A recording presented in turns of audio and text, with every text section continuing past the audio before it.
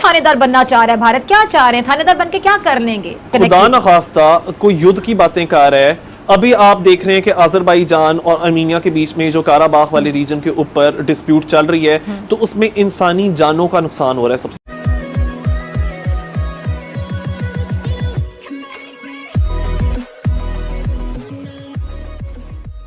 नमस्कार दोस्तों, यह वायरल फैक्ट और इस वीडियो के अंदर दरअसल बात हो रही है कि भारत आखिर ये क्यों करना चाहता है, भारत ये क्यों कर रहा है। मतलब ये सिचुएशन ये है कि अब पाकिस्तान विक्टिम कार्ड खेलने के लिए मजबूर हो चुका है, क्योंकि 2014 से पहले वो अग्रेशन तो दिखाते थे, लेकिन उसके बाद अपने हाथ ऊपर कर लेते थे कि भाई हमने कुछ नहीं किया, वो कश्मीर के अंदर जो सेपरेटिस्ट है वो सब कुछ कर रहे हैं या फिर वहाँ के लोग हैं। लेकिन अब कश्मीर में तो कुछ हो नहीं रहा, उल्टा पूरे भारत में कुछ नहीं हो रहा, कश्मीर में भी कुछ नहीं हो रहा, और इसी बात का फ्रस्ट्रेशन है। और उनको उल्टा डर लग रहा है कि अगर अगर भारत ऐसे ही अग्रेसिव रहा तो आने वाले दिनों में पाकिस्तान के अंदर ही सिविल वॉर जैसी सिचुएशन हो जाएगी। हम सबको पता है कि पाकिस्तान के अंदर बलूचिस्तान का इश्यू है, सिंधु देश का इश्यू है, शिया सुन्नी का इश्यू है, उसके अलावा पख्तूनिस्तान का इश्यू है और भी कई सारी चीज़ें हैं। उसके अलावा उनको पीओके मतलब कि पाकिस्तान ऑक्यूपाइड कश्मीर को भी उनको बचा के रखना है, अदरवाइज वहां पर भी इंडिया आ जाएगा। तो ये सारी चीज़ों पे अब पाकिस्तान बहुत ही बैकफुट पे रहता है, लेकिन 2014 से पहले वो फ्रंट फुट पे खेलते थे और इसी की तो अब मजा है। दोस्तों, इसी के साथ ये वीडियो शुरू करते हैं। नाज़रीन, भारतीय national security adviser Ajit Doval के बयान ने एक बार फिर भारत के तौसीह पसंदाना अज़ाइम से पर्दा उठा दिया। हिंदुत्व का नजरिया अखंड भारत की जुस्तजू एक बार फिर पूरी तरह आया हो गई है, एक्सपोज हो गई है। भारतीय national security adviser Ajit Doval ने नए भारत के अज़ाइम का प्रचार करते हुए कहा कि भारत न सिर्फ अपनी सरजमीन पर बल्कि उन ममालिक में भी कार्रवाई करेगा जहां से उसे खतरा होगा। अच्छा, अब हालिया मंजरनामे में ये खुली धमकी, खुली तड़ी पाकिस्तान और चीन के लिए ही नजर आती है। अब रहा पाकिस्तान का मामला तो 1949 का मार्का हो या फिर 1965 की जंग, सियाचिन का यकबस्ता मैदान जंग हो या फिर कारगिल का महाज, पाकिस्तान ने अपने से कई गुना बड़े भारत को हमेशा मुंह तोड़ जवाब दिया है।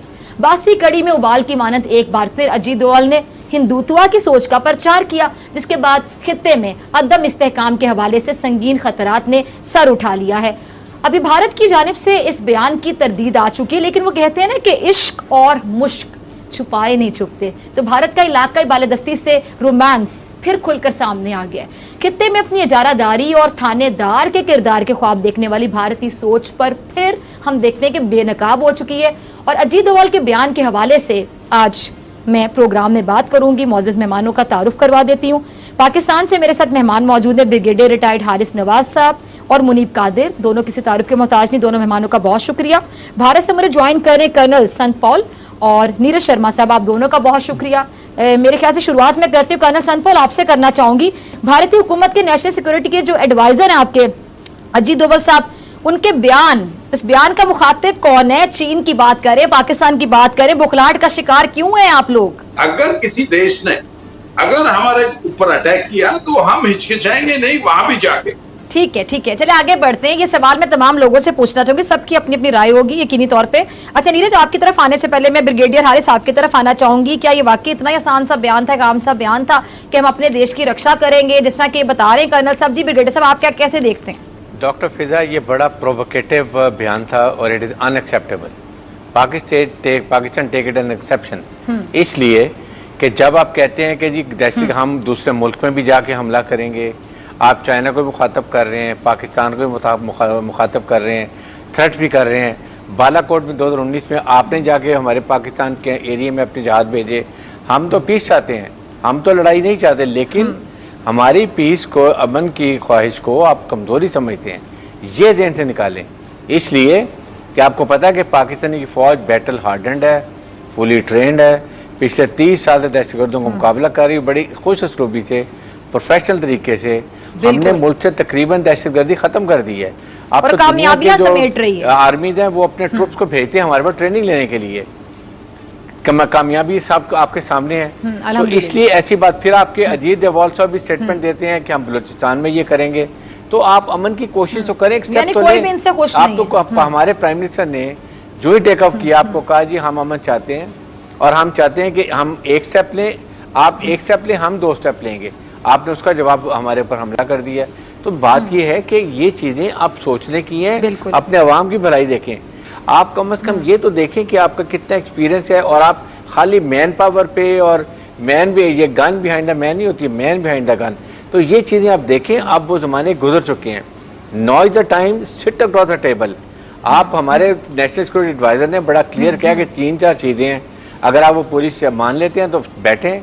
कोई दूसरी जंग हो, पहली जंग अजीम हो, सेकंड हो, कोई लड़ाई हो, अल्टीमेटली डिसीजन टेबल पे होता है। तो come sit on the table, talk to it, but don't keep threatening. Threatening से कोई फर्क नहीं पड़ेगा। आपके अमित शाह भी थ्रेटन करते हैं, आपका राजनाथ सिंह भी थ्रेटन करता है, नरेंद्र मोदी का आपको पता है कि उसका पास रिकॉर्ड क्या है। और अभी ये अजीत डोवाल की तो थ्रू आउट पाकिस्तान में भी वो कॉन्फ्रेंस करते रहे हैं, बलूचिस्तान के सेपरेटिस्ट को सपोर्ट कर रहे हैं। गुलबचन की मिसाल सामने है, तहरीक तालिबान ने खुद कह दिया है। ये सारी चीज़ें आपके सामने आई है कि आप अमन भी नहीं चाहते, आपके हेजमोनिक डिज़ाइन है, आप सीपीएक को भी नाकाम कर जाते। इन चीज़ों को अब आपको देखना पड़ेगा। ठीक है, मुनीब आपकी तरफ आऊंगी, फिर शर्मा साहब आपकी तरफ आऊंगी। मुनीब, अब इतना सीनियर ऑफिशियल इस तरह का बयान ऐसे नहीं दे सकता, आप भी समझते हैं, यानी जाहिर सी बात है कि मामलात का उन्हें पता है, और फिर ऐसे में भारत की जानिब से वजाहत क्यों पेश की गई? जी, भारतीय मीडिया में भी, पाकिस्तानी मीडिया में भी, कि एक बीजेपी के उत्तर प्रदेश में प्रेसिडेंट हैं स्वतंत्र सिंह, और उन्होंने ये कहा है कि हमने एक डेट सेट कर ली है कि युद्ध होगा चाइना और पाकिस्तान के साथ।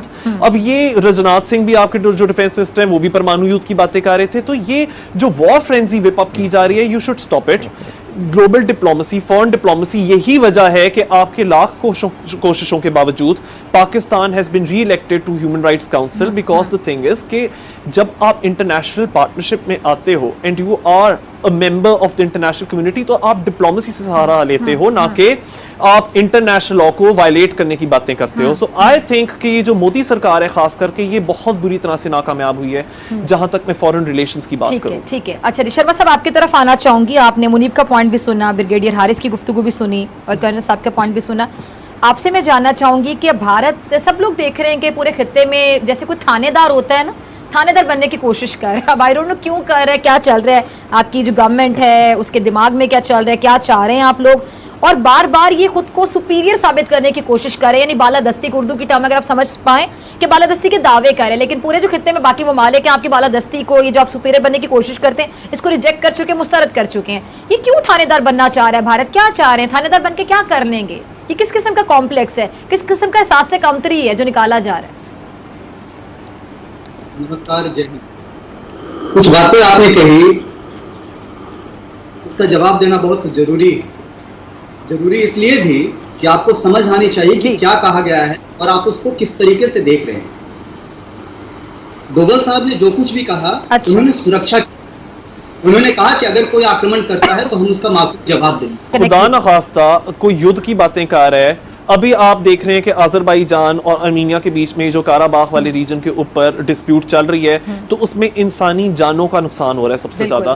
तो आप ये जो सुरक्षा की बात कर रहे हैं, कोई कैसे सुरक्षित रह सकता है अगर आप इस तरह से वॉर फ्रेंजी क्रिएट कर रहे हो? इसलिए कहता हूं कि आपको इस जो अग्रेसिव पॉलिसी आप लोगों ने इख्तियार की हुई है, जो कि यानी यूएन चार्टर की भी पामाली करता है, जो कि उसके भी खिलाफ जाता है, और ये वो इंटरनेशनल लीगल ऑब्लिगेशंस है जो आपने खुद वॉलंटरीली अज्यूम की हुई है, तो फिर आपको शोभा नहीं देता कि अजीत डोभाल सुरक्षा के प्रिटेक्स्ट के अंदर ये बात करें, या राजनाथ सिंह ऐसी बात करें, या तो फिर और नरेंद्र मोदी खुद ऐसी बातें करें, जो कि उसने पिछले साल इलेक्शन कैंपेन में यही एक हिस्टीरिया क्रिएट किया हुआ था।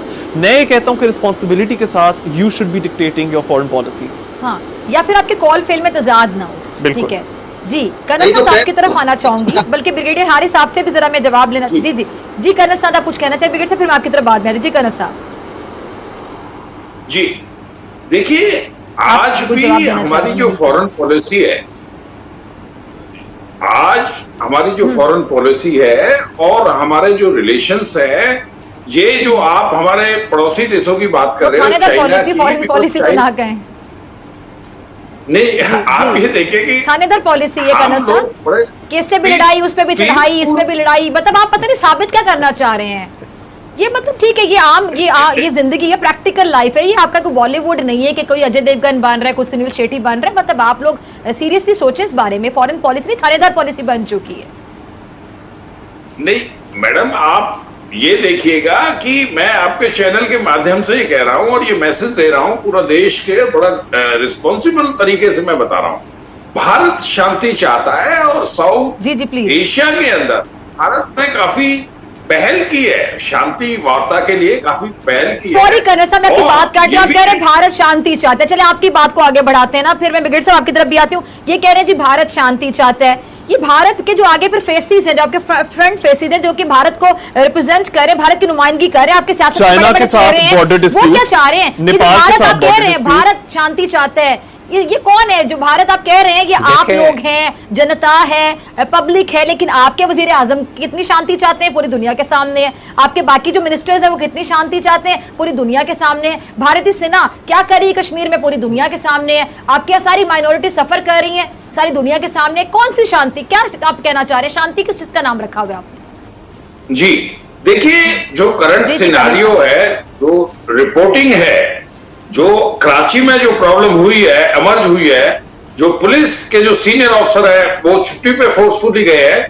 वो एक दर्शाता है कि वहां पे चीजें ठीक नहीं है, नंबर 1।